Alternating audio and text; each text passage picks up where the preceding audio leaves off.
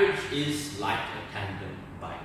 Difficult and one-sided unless the other person puts in equal effort. Only by dumping the lopsided weights of doubt and jealousy can the bike stay balanced.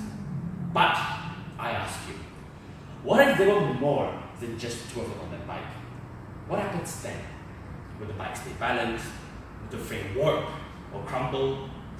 Because marriage, like bikes, were created by us, socially constructed by us. And like all social constructions, its purpose and definition can change to fit our need. Because morals are not set in stone. They are ideas that can, will, and have changed over time. For example, gay marriages. And I think polygamy is just like any other marriage, except you add one more person. Because I feel there's nothing remotely wrong about polygamy. Rather, it is the stereotypes associated with it that paints a bad picture. Because more often than not, when I talk about polygamy, the first two things that many people think of would be men and abuse, right? Because most polygamous relationships are one man, many women, often described as an abusive, hostile, and one-sided relationship. But what many people fail to realize is that this is but one form of polygamy. I mean, other forms like polygamy between homosexuals and one woman, many men also do exist. And people sometimes think that abuse is more widespread in polygamy. Where I think this misconception stems from is due to our media. Because in sensationalism, you are more likely to receive more views reporting horror polygamy stories, rather than one man happily married to his two wives. On that note, let us take a look at this short interview about husband Adam and his two wives, Jane and Brooke, where they describe their rather unusual relationship regarding their polygamous marriage.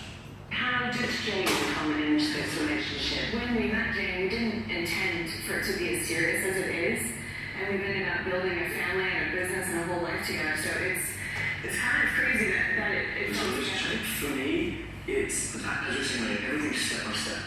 We're taking this relationship as serious as any other couple probably takes their relationships. And what the future holds, love the idea that we'll be together forever. You never truly know, but we're looking each step as it goes, keeping communication open. So I think a big part of it, definitely, and it's all discussion, and that's really key to this. I mean, it's a big part of what we're about, is everything's a discussion, we talk about everything together, and then the steps happen after that discussion. So we all know going into it what's happening, everyone knows what's on the table, and that's important.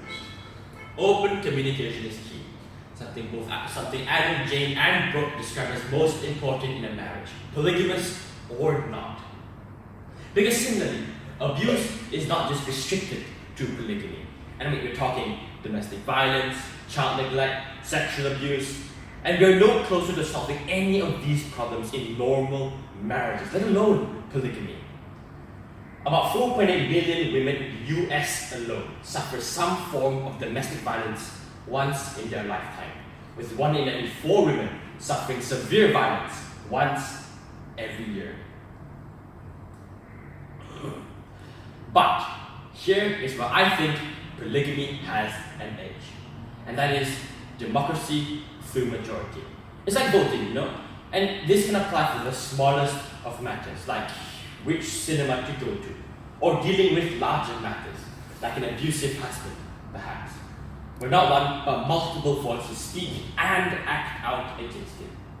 Because let me reiterate, I am all for polygamy, more specifically consensual polygamy, where the wife not only loves her husband, but her other wives as well. Because all these negative aspects of polygamy are not caused by polygamy in and of itself. Instead, I feel it is caused by the individual, the abuser in the marriage. And that, I feel, is the poison of it all. Because polygamous marriages, like normal marriages, has its own set of loopholes that can and has been exploited before. I feel it is only up to the individual who chooses to exploit it that determines the course of the marriage.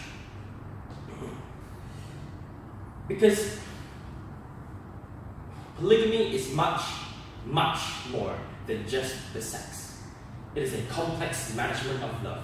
I mean, just like how a mother loves her second child equally like her first, a good husband should love his second or so wife equally like his first. Because we assume that love, like time, is finite, right? And that there's only so much love as there is time to give it. So, more people means less love or cuddle time to go around. But I think love is infinite. Infinite in the sense that if time was not a limiting factor, we may as well love for as long as we live. So, let us take a quick glance at Rockland Ranch in Utah, home to Susie Morrison, the first wife of Abel.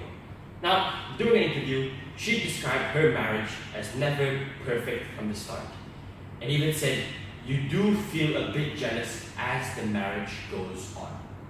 But when asked how did she manage to stay in that marriage for more than 12 years, her reply was, "Now, if you can be sensible and try not make everything about yourself, then you will know he will spend time with you when you need it most, as a good husband should." Because keep in mind, ladies and gentlemen, consensual polygamy means that if anyone is suffering from abuse or neglect or is not happy with their marriage, they can just up and leave, like any normal person in any normal marriage. But, of course, ladies and gents, realistically, everything good does indeed have a bad, and polygamy is no different. Legally, in a divorce, in a country that hasn't yet legalized polygamy, only the first husband and wife are allowed to take half of what they own. The other spouses get nothing. Now, ladies and gents, let me ask you, do you think this arrangement is fair to the other women or men that may have poured in equal, if not more, time, money, and effort into this marriage? And similarly, another theoretical downside to polygamy is that more powerful men and figures in society can abuse polygamy as an excuse to legally buy more than one wife. Now, as much as I'm sure women are not stupid to fall for this trap, men aren't stupid either to fall for this judicial game of Jenga. Because, let's think about it for a moment, right? Why would men want to buy more than one wife when you can just opt for this more casual alternative? Mistresses, right? No strings attached. Because the whole point of legalizing polygamy is to protect both parties, both husband and wife, from loopholes like so. So like any normal marriage, they have their rights, their happiness, and more importantly, their freedom. Because similar arguments to polygamy, similar arguments like why should slaves be free? Why should gays marry? Or why should women be allowed to vote? Already tell us that these arguments have one thing in common. And that is, we assume the right is ours to give. And that's a really condescending way to think about it. Because at the end of the day, marriage is not just a right, but a choice. A choice that no one else has a say in except them. And they need to be able to make that choice. Because like gay marriages, if consensual, it doesn't harm anyone. Because marriage is indeed like a tandem bike. But in order to take a third person along, you would first have to either dump your weights, add another seat, or it is time for you to buy a car. Thank you very much, ladies and gentlemen.